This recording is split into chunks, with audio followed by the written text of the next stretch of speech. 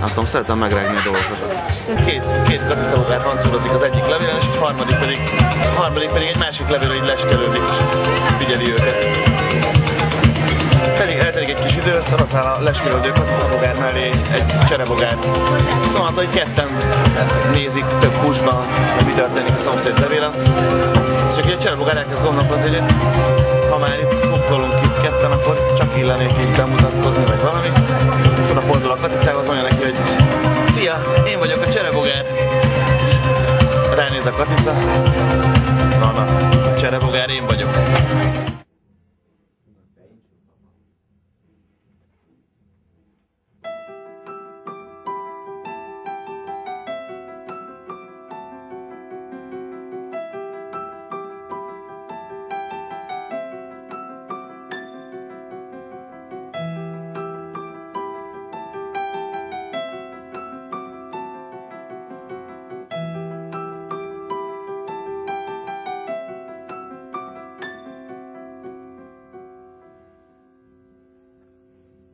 Zada, mit jelent számodra a 30x?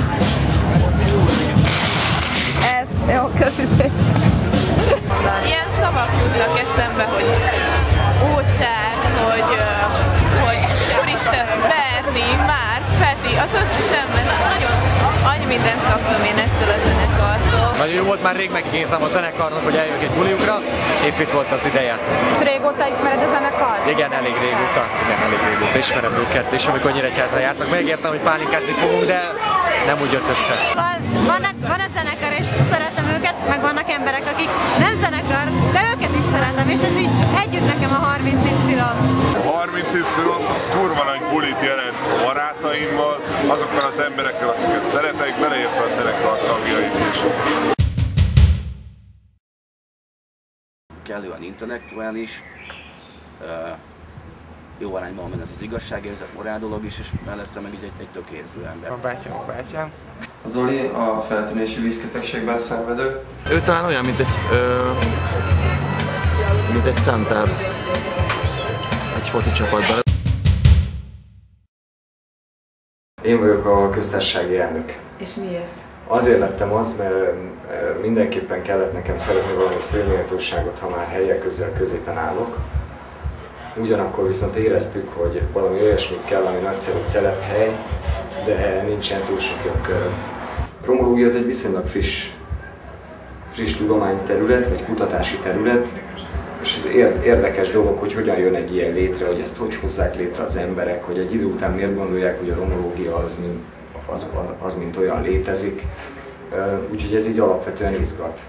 Nyilván kevesebben azok, akik rajonganak az egyetemi tanársegédért, tehát hogy önmagában nyilván divatosabb dolog egy zenekar frontemberének lenni. De nem tudom, hát ezeket nem akarom és sose viszonyba hozni, tehát hogy így alapvetően nyilván én vagyok a 30-20 énekese, és van egy nagyszerű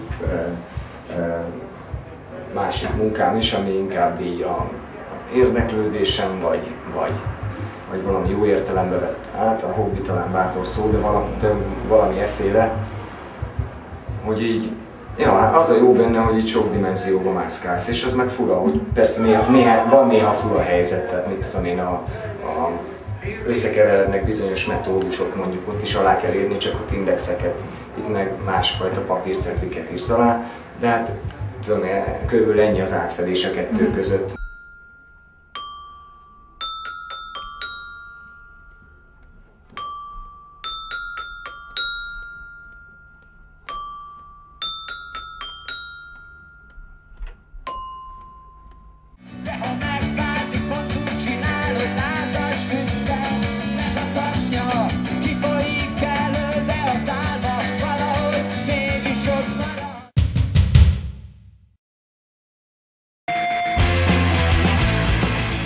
...2006-ban kereskedelmi forgalomba kerülő első hivatalos 30Y album előszeleként a zenekar az estlapok segítségével elindította a lemezcsere programot.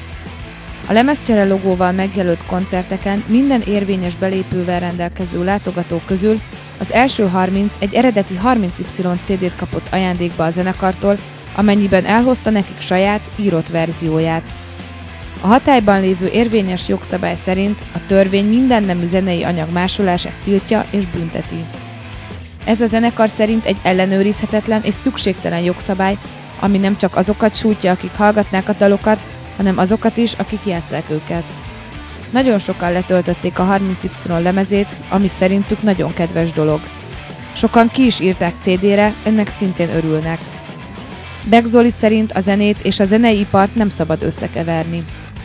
Az, hogy a másolás megöli a zenét, nem más, mint buta szlogán. Épp ellenkezőleg. Ez élteti. Az, hogy mindenáron hozzá akarnak jutni, még ha nem is engedhetik meg maguknak a megvásárlását. Az ilyen rajongók felé akart a zenekar tenni egy gesztust. Miért kellene azt szégyelniük, hogy megvan nekik a lemezük?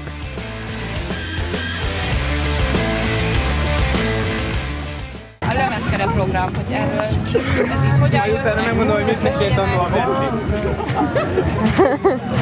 Jó, ez a lemezcsere program? Ez. Tűcsere! Egyébként onnan jött. A tűcsere. Volt egy tűcsere programnak, el lett lopva a logója. Ebből lemezcsere, mert a Kicsit kinyújtottuk, hogy lemeznek tűnjön. Üveg. Üvegcsere. Ennyi. Borcsere. Megláttak egyszer csak egy kedves helyet, az Ócsárdi völgyet tavakkal szegélyezve.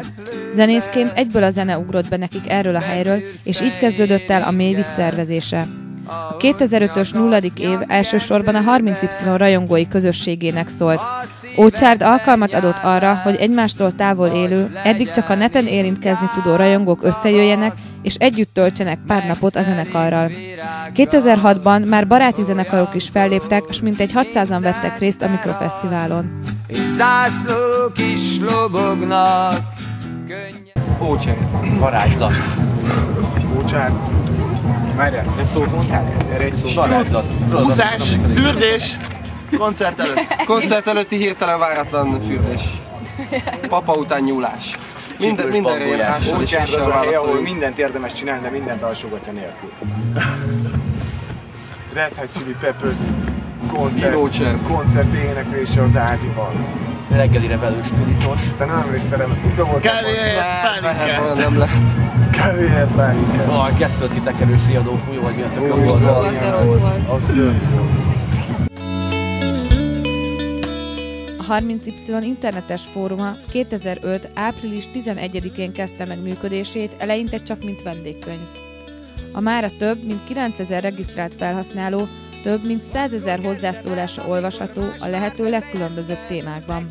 A zenekar tagjai által is gyakran látogatott internetes felület rengeteg kapcsolat, barátság, szerelem, futókaland kialakulására adott lehetőséget az ország teljesen különböző pontján élők között, akikben legalább egy valami közös volt, hogy szeretik a 30Y zenéjét. Ugyancsak este, nagyon este inkább, éjszakát mondanék, hogy a föld nem látszik. Fórm azért mély nyomot hagyott. Endi kertje. Endi varázs. Endi kertje, Endi gazol. Olyankor lágy eső. A tegnapi esténél talán még nem volt jobb soha, azt hiszem olyan jó sokan voltunk, hogy olyan nagyon jó lett minden, mint még soha. Futkosodott a libabőr hidegen, melegen. Jó volt nézni, hogy élvezték, hogy zenélhet. Délben majdnem lekéstem a vonaton, mert félúton visszatértem. Végre kialudtam magam, és számoltam foltokat utána. Úgyhogy most minden szép és Szóval jó. a tegnapi koncert, és és mindenre emlékszem, ami történt, de szinte semmire, amint mondtam. Nos, srácok, ez a koncert leírhatatlan volt. Teljes katarzis, kész vagyok. Eszméletlen nagyot tomboltunk. Nagyon köszönöm nektek, srácok, az életem egyik, hanem a legmeghatározóbb része vagytok. Ez a hétvége kész volt. 2 nap 30. Sok mindent le kéne írni.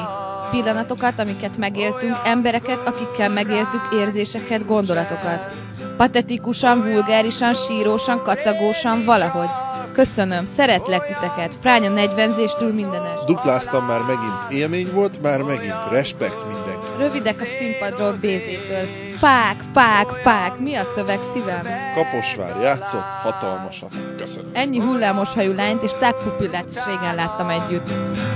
Tudod, ha vége van az ágy oldalára, írod fel boldogan, én meg a szívembe, a belső falára a neved arannyal írom fel utána. Most milyen emós vagy te? Na húzzál ki a VIP-helységből. De meg tedd el a szoros kamerádat már megint. Na.